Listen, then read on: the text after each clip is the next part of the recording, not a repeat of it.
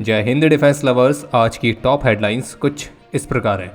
भारतीय नौसेना और बीईएल ने बनाया ऑटोनॉमस बोट्स के लिए एक स्पेशल सॉफ्टवेयर। भारत में बने पिनाका गाइडेड रॉकेट्स आर्मेनिया के लिए हुए रवाना। जम्मू कश्मीर में चल रहा है एक मैसिव ऑपरेशन और ऑपरेशन सिंदूर 2.0 के डर से टर्किश फर्म पाकिस्तान के लिए बना रही है एक नए वीआईपी बंकर्स।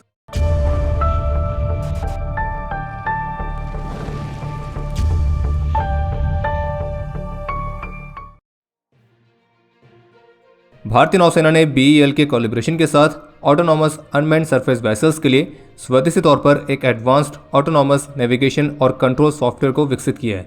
और ये जो सॉफ्टवेयर विकसित किया गया है तो ये विशेष रूप से नेवी की सरफेस क्राफ्ट और फास्ट इंटरसेप्टर बोट्स को समुद्र में एक फुली ऑटोनॉमस अनमैन्ड ऑपरेशंस को परफॉर्म करने के लिए नेविगेट करेगा। और इसमें सिचुएशनल अवेयरनेस के लिए इलेक्ट्रॉनिक नेविगेशन चार्ट्स और INS, GPS, electro optic, infrared, AIS, radar, तो इस तरह के अलग अलग सेंसर्स के नेटवर्क का इस्तेमाल किया गया है, जो कि एक डेंस मैरीटाइम ट्रैफिक के दौरान भी हमारे अनमैन्ड मिशंस के लिए एक सेफ्टी को सुनिश्चित करेगा। अगर बात करें इससे कुछ महत्वपूर्ण फीचर्स की तो उसमें obstacle avoidance, AI driven awareness और मल्टीपल ऑपरेशनल मोड्स देखने को मिलते हैं, जैसे कि remotely controlled autonomous way point navigation और फुली सॉफ्टवेयर ड्रिवन ऑटोनॉमी। और इसे समुद्र में ऑटोनॉमस फास्ट इंटरसेप्टर बोट्स के ऑटोनॉमस ऑपरेशंस के दौरान ऑलरेडी टेस्ट किया जा चुका है, जिसमें नेवी की ऑटोनॉमस फास्ट इंटरसेप्टर बोट को माइन काउंटर मेजर मिशंस और नेवी की कॉम्बैट एक्सरसाइज में तैनात किया गया था। बाकी अगर इस उपलब्धि को आसान से शब्दों में समझा जाए तो ये कुछ इस तरह से है कि नेवी और बीईएल ने एक ऐसे स्मार्ट सॉफ्टवेयर को विकसित किया है जो कि नेवी की जो अनमैन्ड बोट्स हैं तो उनको समुद्र में ऑटोनॉमस और अनमैन्ड ऑपरेशंस को परफॉर्म करने में ज़्यादा आसान बनाएगा। और जैसे कि इसको ऑलरेडी एक फास्ट इंटरसेप्टर बोट में इंटीग्रेट करके इसे एक माइन काउंटर मेजर मिशन में इस्तेमाल किया गया है, तो ये दिखाया था कि कैसे ये एक रियल मरीन कंडीशंस में ऑपरेट करने के लिए सक्षम है और इसकी मदद से कई सारी रिस्की मिशंस को भी अनमैन्ड तरीके से परफॉर्म किया जा सकेगा। जम्मू कश्मीर पुलिस और भारतीय सेना के जॉइंट काउंटर टेरर ऑपरेशन के दौरान आज जम्मू कश्मीर के किश्तवाड़ में पाकिस्तान द्वारा स्पॉन्सर्ड आतंकियों के साथ एक मुठभेड़ होने की रिपोर्ट सामने आई है। अभी जिस समय हमें वीडियो रिकॉर्ड कर रहे हैं तब तक आई रिपोर्ट्स के मुताबिक आतंकियों के साथ कॉन्टैक्ट एस्टेब्लिश हुआ था और अभी यह ऑपरेशन जारी है और घेराबंदी को और मजबूत करने के लिए एडिशनल फोर्सेस को भी इंडक्ट किया जा रहा है।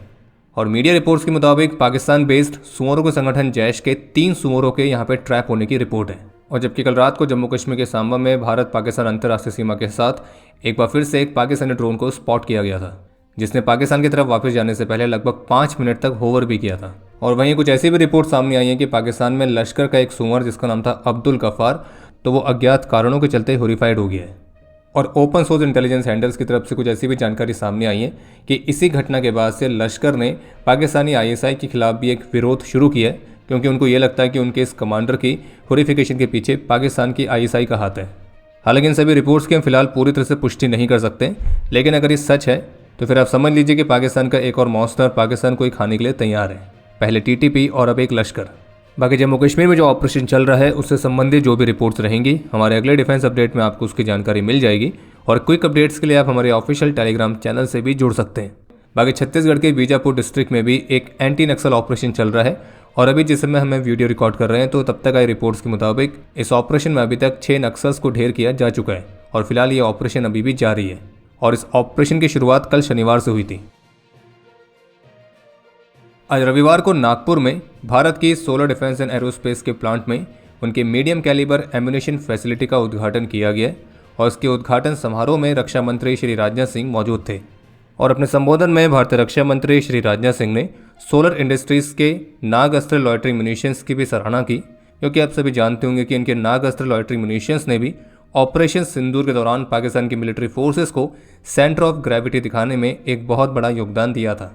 और इतना ही नहीं बल्कि आज भारतीय रक्षा मंत्री श्री राजनाथ सिंह ने सोलर इंडस्ट्रीज द्वारा ही मैन्युफैक्चर किए गए गाइडेड पिनाका रॉकेट्स का जो पहला बैच है वो आर्मेनिया के लिए रवाना भी किया है। और रक्षा मंत्री की तरफ से कहा गया कि हमारा उद्देश्य है कि डिफेंस मैन्युफैक्चरिंग में जो प्राइवेट सेक्टर की भूमिका है उसे 50% से भी ज़्यादा बढ़ाया जाए। और उनका ये भी कहना था कि मैन्युफैक्चरिंग के साथ साथ रिसर्च और डेवलपमेंट के क्षेत्र में भी प्राइवेट सेक्टर के इन्वॉल्वमेंट को बढ़ाना समय की मांग है।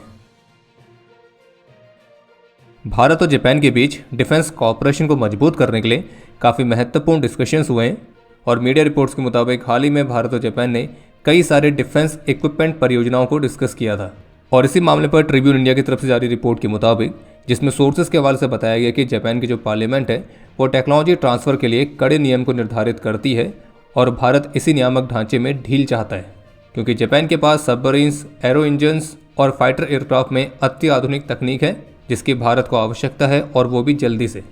इसके अलावा एक अपडेट ये सामने आए जिसमें ऑफिशियल्स के हवाले से बताया गया कि अमेरिका और रशिया के बीच इंटरनेशनल स्पेस स्टेशन यानी कि ISS को डी ऑर्बिट करने की योजनाओं पर डिस्कशन चल रहा है, और मीडिया रिपोर्ट्स के मुताबिक उम्मीद है कि जो ISS मिशन है वो 2028 तक चलेगा, बाकी इसे 2030 तक शटडाउन करने की योजना है, क्योंकि अमेरिका और रशिया ने ऑर्बिट से इंटरनेशनल स्पेस स्टेशन को हटाने वाली बातचीत के लिए तैयारी शुरू कर दी है।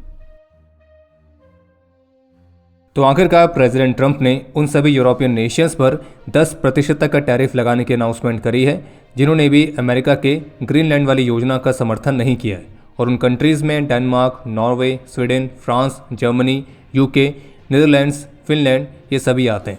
और साथ में ये भी कहा है कि अगर उनकी स्पेसिफिक कंडीशन पूरी नहीं होती है तो फिर ये जो टैरिफ है ये 1 जून 2026 से 25% तक बढ़ा दिया जाएगा।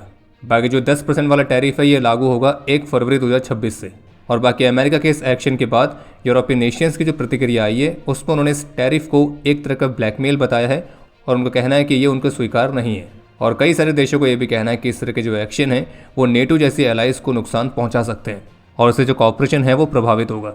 बाकी सीधे सीधे कहा जाए तो सारे यूरोपियन कंट्रीज ग्रीनलैंड की संप्रभुता को डिफेंड करने और टैरिफ का अपोज करने के लिए एक साथ खड़े हैं।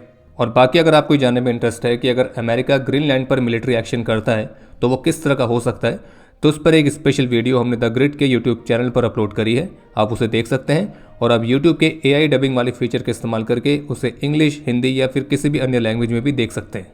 इसके अलावा भारत की तरफ से औपचारिक रूप से अनाउंस कर दिया गया है कि UAE के जो प्रेसिडेंट हैं वो कल भारत की विजिट पर रहेंगे। इसके अलावा कुछ ऐसे भी रिपोर्ट्स देखने को मिली हैं कि पाकिस्तान एयरफोर्स की तरफ से टर्किश फर्म को कुछ नए VIP बंकर्स बनाने का कॉन्ट्रैक्ट प्राप्त हुआ है। खैर अगर देखा जाए तो पाकिस्तान ने सही किया है, क्योंकि ऑपरेशन सिंदूर 2.0 में इनको काफ़ी ज़्यादा ज़रूरत पड़ने वाली है।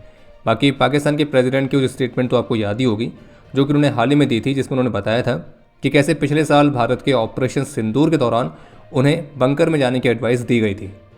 बाकी अब समय है आज के इतिहास का। आज के दिन 2007 में जैगवार एयरक्राफ्ट के क्रैश में फ्लाइट लेफ्टिनेंट R. केविन सेराव वीर गति को प्राप्त हुए थे।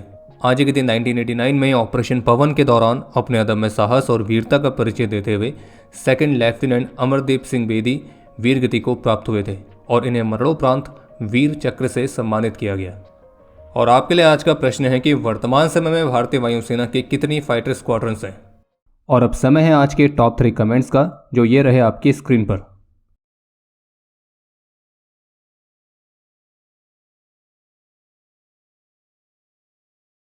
उम्मीद है आपको आज का एपिसोड पसंद आया होगा। पसंद आया तो वीडियो को लाइक करना ना भूलें। आपके कोई भी सुझाव या सवाल हो तो उसके लिए कमेंट सेक्शन ओपन है। और अगर आप डिफेंस रिलेटेड और भी एक्सक्लूसिव कंटेंट में दिलचस्पी रखते हैं तो आज ही प्ले स्टोर से डिफेंस स्क्वाड की सुपर ऐप को डाउनलोड करना ना भूलें। और अगर आप चैनल पर पहली बार आए हैं तो squadron.in पे जाके हमारे नए डिज़ाइंस को भी चेकआउट जरूर करें। बाकी जल्द मिलेंगे नए एपिसोड के साथ, तब तक के लिए जय हिंद, जय भारत।